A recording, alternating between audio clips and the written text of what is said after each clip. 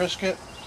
Got the point up here and the flat down here. What I'm going to do is trim the majority of this fat off. This is a select grade brisket. It's one of the lower grades. Normally I use choice, but we couldn't find them in the store. So we're going to go with what we've got, just like you would in your own backyard. I'm going to go slow and easy. I hate cutting myself. What I'm going to do is start right here, trim this piece of fat out, and slowly work on the silver skin here.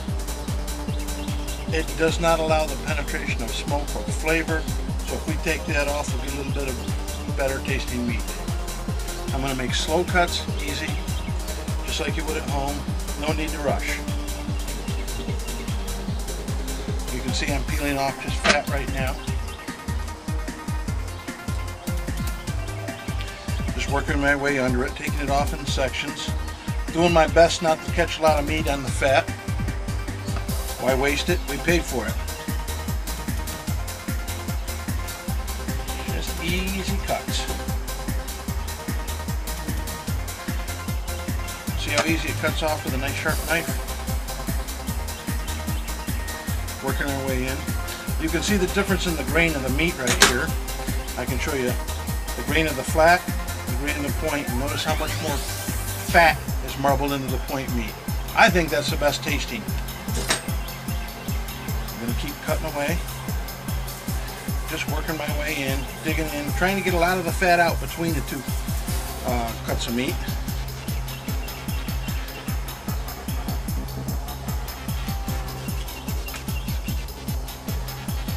Trim away. A lot of people like to trim all the fat off the meat. I don't. A lot of your flavor comes from the fat. I just like to take it down a little bit. A lot of your competition cooks don't worry about the ends because they're not going to use them.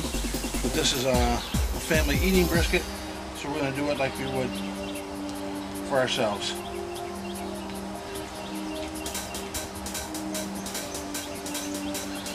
Just working slow, taking easy cuts, digging in. Pull it back.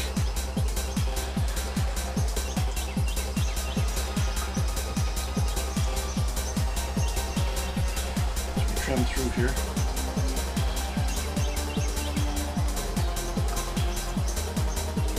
This little bit of fat in here is not going to make a big matter. I'm going to take it out anyway. Trim through. I'm going to peel this off right here. Notice how I like to work with the knife blade away from me. Accidents happen and I don't intend to become one.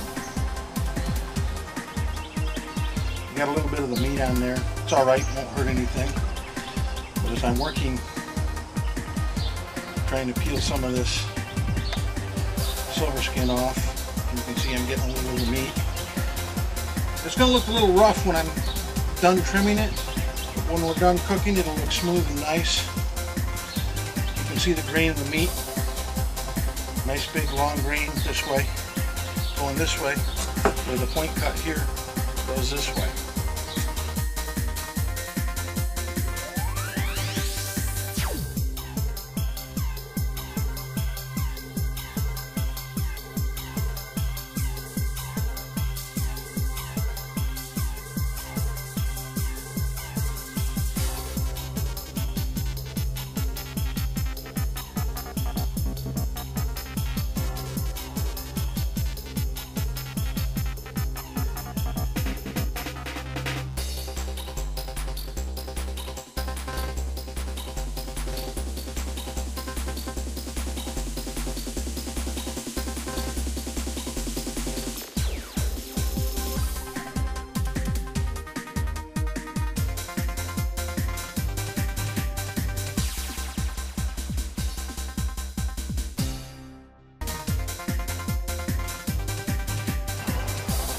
This is the messy part.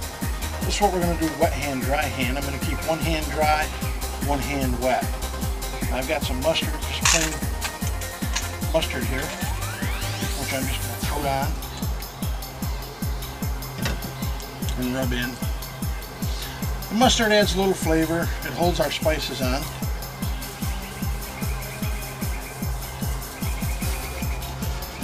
little mustard on this side. Just rubbing it right into the meat, getting it into the grains. Getting it on my other finger.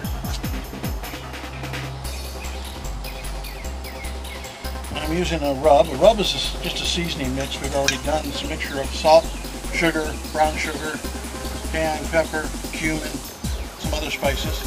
I'm just going to lightly coat our brisket here.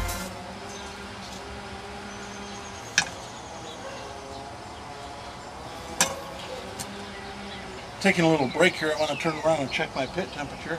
I like to cook at 250 degrees, and if we look at it, we're dead on at 250.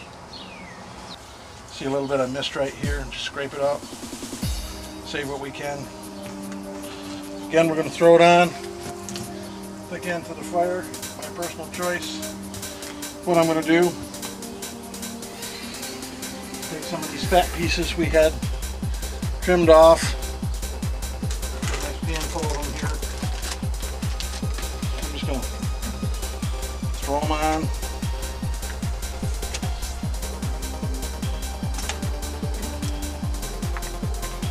And the reason we're doing this we now have a self-basting brisket. Throw it right on there, let it melt in. Some people take the rub, some don't. Just throw it right on. A lot of people cook at 250, a lot cook at 225. If we can stay between 225 and 250, I'm going to be happy. The thing about using a wood or charcoal fire versus gas or electric fire or heat is it takes a much longer time to build back up the temperature once you've lost your temp. You open your door, as I said earlier, I like to say you lose a half hour. If you can see the back one, it's a little hard to see back there, I put that one fat side up and the front one fat side down. A lot of people like to cook fat side up, let the fat and the meat melt through. So I put the one on fat side down for a little bit. Adds a little protective on the bottom in case your fire's too hot. We've got plenty of fat up above, which is rendering out and dripping. You can see how wet the meat is here. That's coming from the internal juices of the meat and from the fat dripping down from above. I'm going to close the door here and keep our heat. You see by the temperature, we lost 25 degrees in just a few seconds, half a minute that I had the door on. I have to keep my sauce warm. We spend hours smoking our meat to get that delicious smoky flavor in it.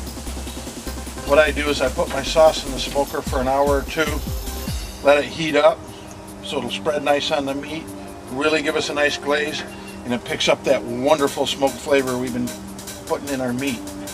A lot of people just pour their sauce on straight from the bottle. I don't think it has near the flavor of a sauce that's cooked. This brisket is quite hot right now, so I'm going to pick it up carefully. If I can without breaking it. Youch! Just move it over here on the table. Let it sit for a few minutes and cool fibers underneath our glaze. So I'm just going to take my knife. I think it's cold enough to hang on to right now. And we're going to make a cut in here. Cut and careful. Now comes the moment of truth, where I'm going to separate it. We'll see if we have any moisture in our meat. My God, look at the moisture in that meat. Shine. You see the smoke ring. Beautiful color. That, folks, is a beautiful brisket. You can do it very easily in your own backyard, just like the professionals do at the barbecue restaurants.